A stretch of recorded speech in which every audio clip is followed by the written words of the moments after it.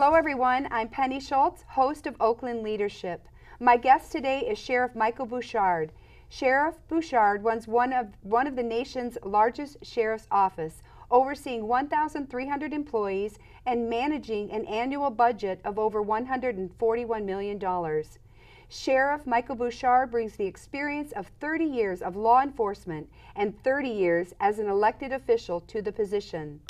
On January 11, 1999, Michigan Senator and Majority Floor Leader Michael Bouchard accepted the appointment as successor for John Nichols, who suddenly passed away. On November 2012, Sheriff Bouchard was returned to office for the 4th time with the largest number of votes for any candidate in Oakland County. In April, the National Sheriff's Association presented Sheriff Bouchard with the Ferris E. Lucas Award, naming him the 2016 Sheriff of the Year. Sheriff Michael Bouchard has the responsibility of safeguarding our communities. He has earned our trust and our respect. Thank you so much for being here, Sheriff Bouchard. Pleasure. Happy to be here. It's quite an honor to have you. I know that your schedule is extremely busy. A little crazy these days. There's a lot going on. There really is. I know we talked a little bit before the program. You're available 24/7 to the communities. Yeah, it's a lot of calls in the middle of the night periodically. We had some this weekend, and last night, you know, sometimes I go and check the social media for the sheriff's office, even though we encourage people to call us if there's an issue. But last night I happened to be checking kind of late at night and saw a posting on social media about a person that was suicidal in thoughts, and so we started working on that. We tracked that person down and got them into some assistance late last night. So there's almost something every night these days, in the middle of the night or some odd hours, but it comes with the territory. So a life saved last night because you were paying attention. Yeah, we try to keep our connectivity on all levels. Again, we would encourage you not to use social media if there's something in the midst of happening. Call, you know, your substation if it's non-emergency, or call 911 if it is an emergency. But we use social media quite a bit for communication in generic and general terms. I'm thankful that person's going to be okay. Well, we are too. So you mentioned people to call 911. There's a regional dispatch center, and a lot of municipalities are using that for local dispatch. Can you talk a little bit about that? Yeah, our central dispatch for the sheriff's office is one of the largest in the country, the second largest in the state of Michigan. We provide dispatching services for fire agencies under a contract, I think about 16 or so, and then a host of police departments outside of the sheriff's office, about 6 of those. The number keeps kind of going up a little bit, so and a couple more are pending.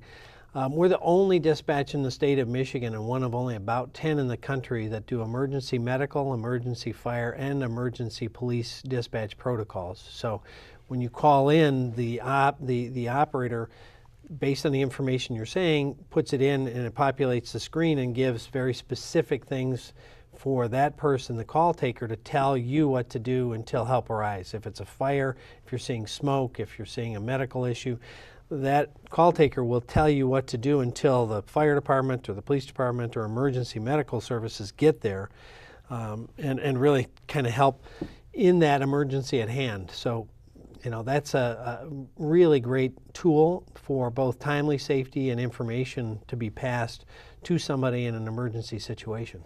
And so you mentioned people could call one of 2 numbers, but sometimes people don't even realize if the situation is an emergency.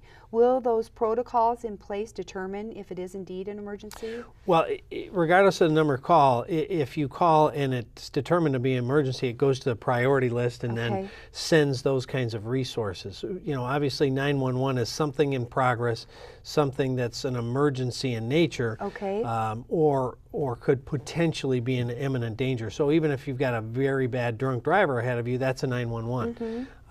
So, you know, obviously we encourage people to use their discretion.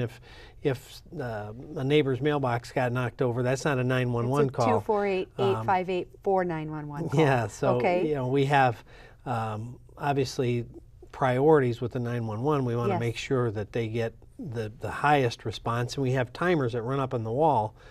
So our dispatch center knows how long any calls have been ringing, and we try to get to them very fast, with obviously 911 being the priorities. You know, I've noticed as I talk with seniors, they almost don't want to call. If there's something going on or something suspicious happening, Right. what would you say to them? I would say to them, please call. That's what we're here for. We want you to call us. We'd rather check out 100 nothings than miss one real thing. So Yes. suspicious situation or car or person or whatever it is, call us. That's why we're here. And it allows us to make you feel at ease, because if you don't call us, but something's haunting you or bothering you or you're anxious about it, we don't want you to feel like that either. So we would rather have you call us and then be able to say, hey, there's nothing to it. That's not a bother. That's what we're here for. Yes, indeed. And I'm always amazed that just the presence of a police officer keeps the peace. Generally so. Sometimes it's a calming influence. We hope that it is. Yes. Our deputies are highly trained. I believe we have one of the best training divisions in the country that try to give our deputies the best state-of-the-art training and equipment. And, so hopefully they get to a situation and they have the tools and the skill set to diffuse something if they need to. Thank you very much. I also noticed that you brought some information or a case with you today. Right. We have an epidemic in some areas of our county that drug and alcohol is an issue, and particularly heroin is on the rise. Can you talk about Narcan? Yeah, opioid use and abuse is staggering in terms of its increase. We had a 400% increase in overdose in a relatively short number of years here in Oakland County. So I actually went to the legislature and encouraged them to pass a law that would allow law enforcement to carry a Narcan, which is an opioid interrupter, meaning if you're overdosed on, say, heroin or some opioid, it basically allows you to wipe that off the receptors in a kind of a layman term and allow that person to begin to breathe again. It saves their life instantaneously. Incredible. And so we got that law passed and we deployed. We were the first large-scale deployment of it since we were already working in the program, since we asked for the law change. So as soon as it was passed, we were in the implementation phase. And we're approaching 30 lives saved. Incredible. Now I thought we'd be able to use it here and there, but even when I saw the law change and we put the program in place, didn't imagine tragically that we would be saving that many lives. It's not a tragedy that we're saving them; it's a tragedy that many have been that perilously close to death, and that they're finding themselves in that addiction that almost killed them. I serve on the North Oakland Community Coalition Board, and we know that there's a real problem with opioid addiction. But heroin, people can get that so easily. Right. Do all of our police officers have the Narcan in their vehicles and our first responders? The sheriff's office has Narcan in all of its substations. Good. Most police departments still have not fully deployed. Okay. So, but the sheriff's office is fully deployed in our substations, and we're still working to train pretty much everybody up on the protocols. But it's very simple because the way that we've done it, this is actually the Narcan opioid overdose kit. Very simple kit. There's not a whole lot to it. This is a nasal injector, so we don't have to give a shot. It's just to squirt up the nose, and literally. One of the things we have to tell our deputies is be prepared for a fight, because lots of times the people that have overdosed, the last thing they remember is they were feeling that high that they were seeking, craving, and then they wake up and they've lost it, and there's a police officer over them. Yeah. So lots of times their first move is an aggressive move. So They need after to you be save ready. their life, they might punch you. So, they need to be ready for anything. but it's that immediate. They literally, it's like snaps them right out of it. PACE program is a place where people can go to get help. PACE, that's an agency that's available for people who are struggling with addiction. So we want people to know that there is help available. Absolutely. And we hope they don't get to that point where they need the Narcan. Absolutely. We can't solve our way of the drug and addiction problem in society by arresting our way out of it. That's a part of it, obviously, for the traffickers and the purveyors of death and people profiting off of it. There has to be the punishment and the arrest side, but we really need a community and a societal addressing of the issue, and that's education, treatment, Yeah. diversion, you know, into more treatment and things like that, because that's where we're going to save lives and prevent it in the first place. But we're seeing a big spike in the addiction, many times coming from legitimate pharmaceutical prescription. Yep. Lots of times sports injuries for young teenagers. They get prescribed certain pain meds when they blow out their knee or something, and next thing you know, they're addicted to the medicine. And when that script runs out, then they go to seek it on the street, and they find out that a pill that they were taking on the street might be $50 or $60 per pill, and a bundle of heroin might be $15. And so they thought, well, maybe I'll try this. And the heroin of today is so much more significantly strong that that's where you get a lot of the overdoses. Their system just shuts Can't handle down it. with that first, not necessarily always in the first, but you know, the heroin of today, because they have no idea the strength. You know, they may get a bindle that's lower in strength and their system tolerates it, and the next one may be higher. You know, there's certainly no quality control on heroin on the street. Right. So they have no idea what's in that, how it's cut, it means diluted, what other kind of adulteration of that product and what goes into their system. They don't know how it's going to affect them, and oftentimes puts them into a deadly scenario. If someone at home is struggling with that, a parent or is experiencing something like that with their child or spouse, whatever the case might be, their first response should be to call 911 and get the help that's needed if they think that's an overdose. Absolutely. If they've got an overdose, the first concern is save a life. Yes. Save the life. In fact, there was a Good Samaritan Act passed recently where, you know, if you call someone, you're not, you know, necessarily going to have a liability for that effort if you're saving a life, which is a good thing. But the other thing that I would say, if you see changes in behavior, like dramatic different kinds of dressing that person does, dramatic change in their interests, their lifestyle, their friends, what they used to be really excited about, they no longer care about, their demeanor, their clothing changes dramatically, you need to really get involved quickly. And it might not be drugs, it might be bullying, it might be suicidal thoughts, it might be a host of other things, but all of which can lead to a very dangerous path. Yes. You need to get involved very quickly to try to do what you can as a parent to stop that from progressing, because, you know, we're also seeing a big spike in suicide deaths, you know, both especially with teenagers, but of all ages. So we're really engaged in that communication and discussion as well.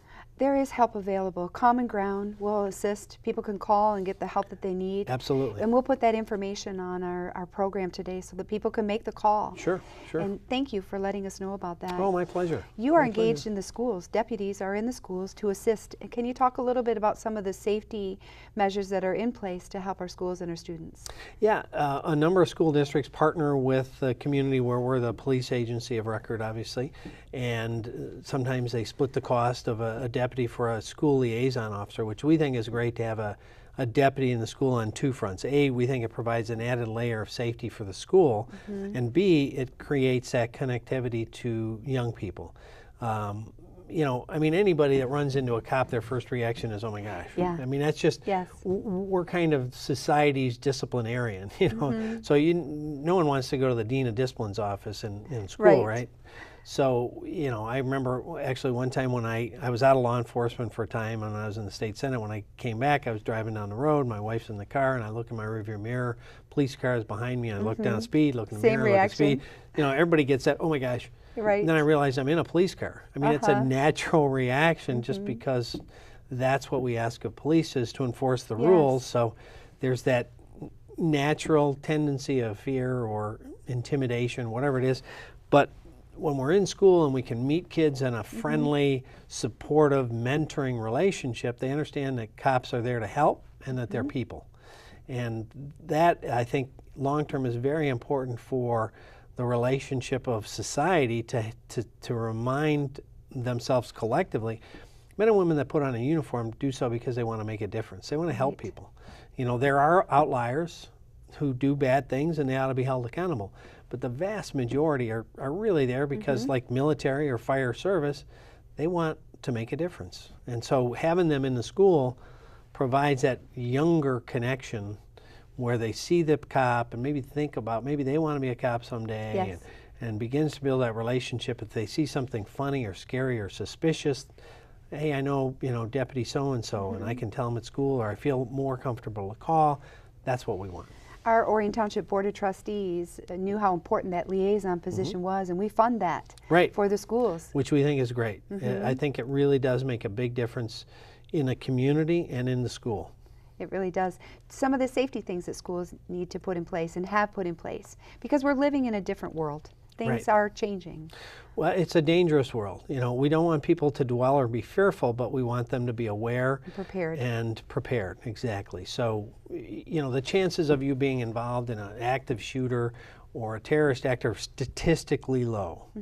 Having said that, the fear and concern of it is pretty high. And we realize that, but we also know that even if it's a very small percentage, those families impacted by that are traumatized by it. So we try to encourage people not to be afraid, but to be situationally aware, to be advanced in their thinking, what would they do if, and to prepare themselves as a family and as an individual for different situations. What would I do? And it's, again, not just for a terrorist situation or an active shooter. Let's take a theater, which we've had shootings across the country in theaters. Know where your exits are, where you're sitting, how you would get out to that door or this door, or where the doors are. That's, again, not just for a shooter or a terrorist. What if there's a fire? What if there's a tornado or an earthquake? You think in advance, what would I do if a situation arose, and how would I react to help get myself to safety and my family or the people I'm with? The same thing, you think about that kind of thing all the time when you get on a plane. They say, the exit may be the you almost closest aren't listening, one. though. Yeah, that's why we encourage people pay attention, not just on a plane, but in general. Yes. When I'm on a plane, I know that 3 aisles back is an exit and 6 aisles in front is an exit. So I tune into those things, but everybody needs to. Yes. Everybody buys fire insurance, homeowners insurance, and never expect to have their house burned down. Right. They're thinking about what if. Well, we all need to think what if in general, not be consumed by it or paranoid or fearful, but what if?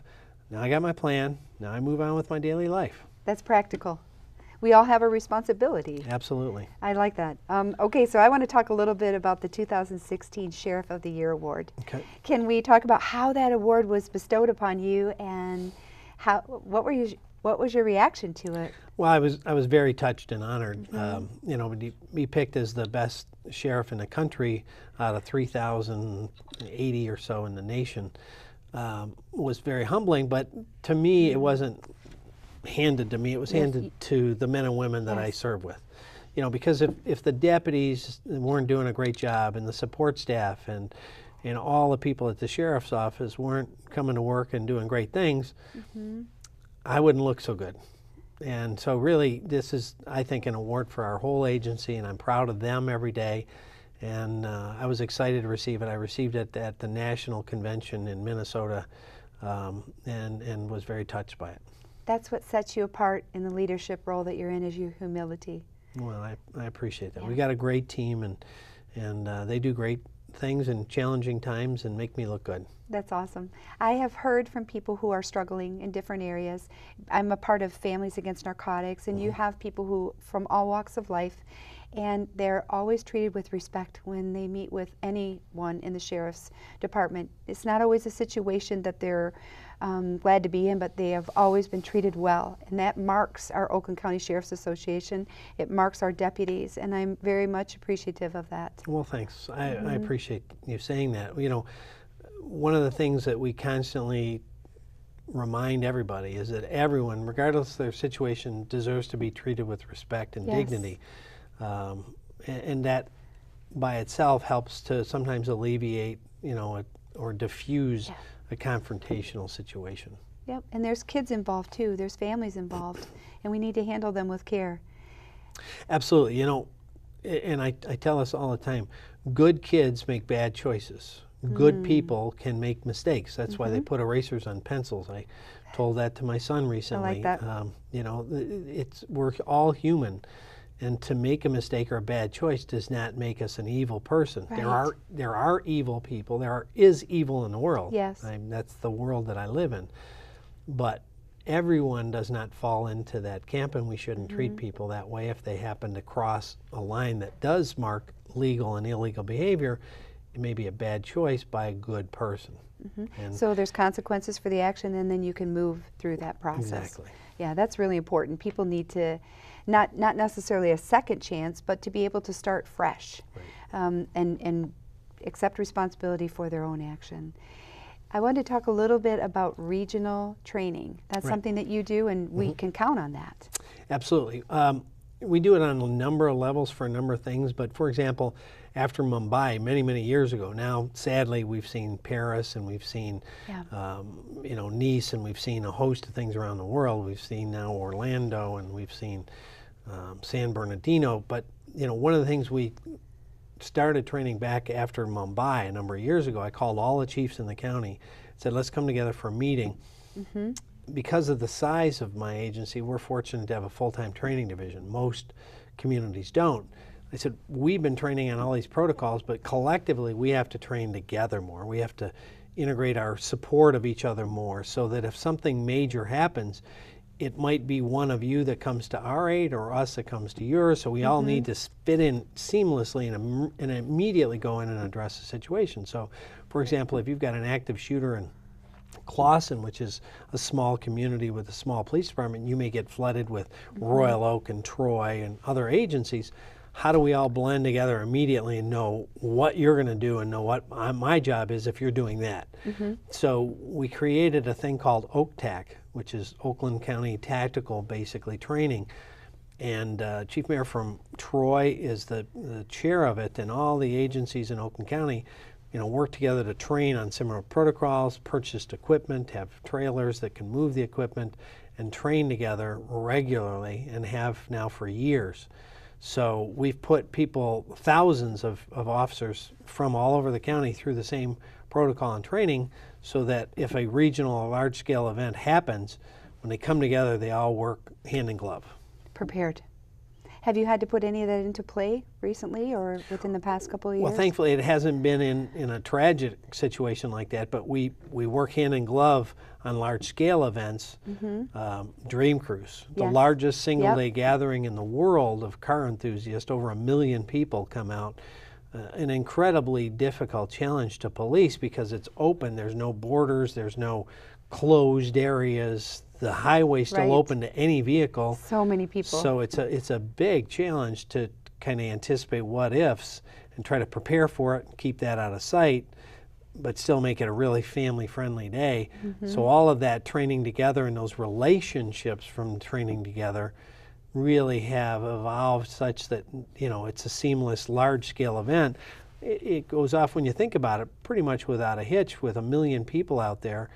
Very few arrests, very few incidents, and mostly a great, fun family day. It's something that we all look forward to every year. Yeah, there are a lot of cool cars too. And if you're from Michigan, you're about cool cars. Yes, yes, indeed. Now we have an interstate running through our county. It about splits us. Can you talk a little bit about how that affects your first responders or patrolling? Sure. The interstate, and we have a lot of freeways that run through. We've got, in Oakland County, we've got 96. We've got 275, I-75, 59, so there's a lot of kind of movement. What that does is allow ease in and out, and sometimes people cutting through our community, sometimes with evil intentions or criminality. So, we partner with all of the different police agencies in Oakland County to address issues that come up, and certainly the state police is part of that equation. They spend a lot of time on the freeways and have a specific kind of focus on that as well, which is very helpful.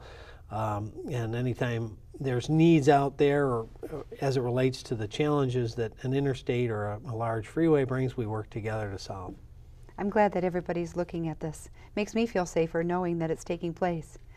It's important to work together because, Michigan also has had some pretty negative impacts from the recession still in place. We're about 3,000 less police officers in the state of Michigan today than we had in 2006.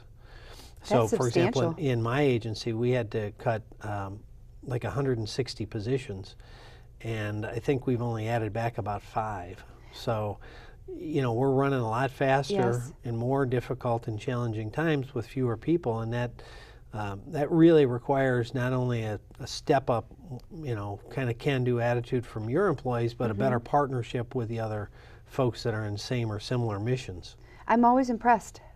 When services are needed, how quickly the dispatch sends someone out to respond. I'm always impressed by that. So the training and everything that you're doing is making a vast difference. Well, as I said, I'm real proud of all the police Yes. agencies and how we partner, and our fire agencies in Oakland County. I mean, those men and women are just top-notch. They work well together. They have consortiums and all sorts of resources they can throw together on a moment's notice. So we really, you know, work hand in glove with all of the support public safety services. We have 2 proposals on our ballot in August, and it's to fund our fire department and our police department. What would you say to people about funding for our first responders?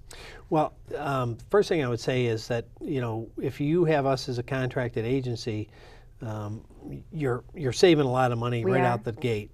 Typically, we save between 15 and 25%. And then we also run a very lean model, a lean policing model. So in Orion, you know, the substation commander's a lieutenant, and you know, pretty much everybody, including the lieutenants, working. There's not a lot of people sitting behind desks in our policing model, and so you wouldn't have, you know, a chief and a deputy chief and a couple captains and, you know, a lot of people sitting in the office.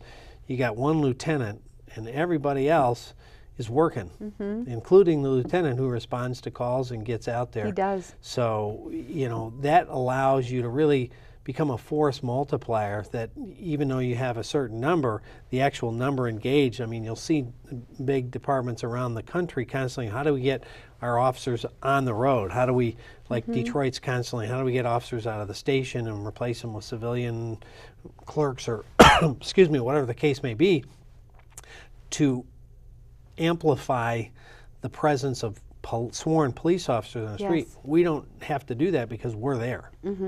Yes, you are. Oakland County Sheriff's Department does an amazing job for Orion Township.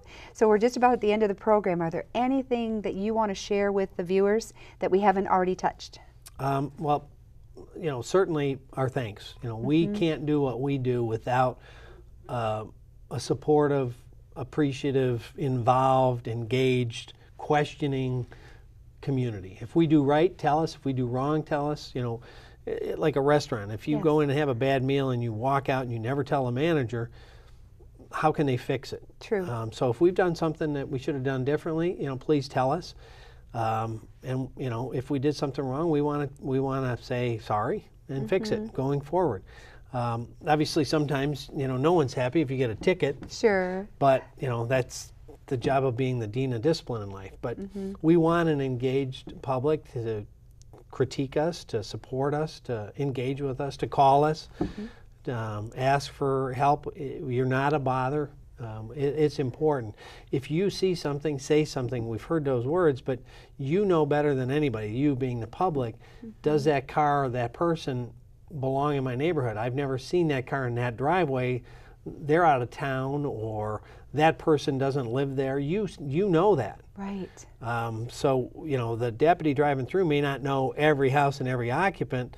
You're really our front line. Your eyes and your ears are our front line. So if you hear something or see something, give us a call. So that would be my message. And, you know, make sure that you stay connected to us because we're there to help. Yes, you are.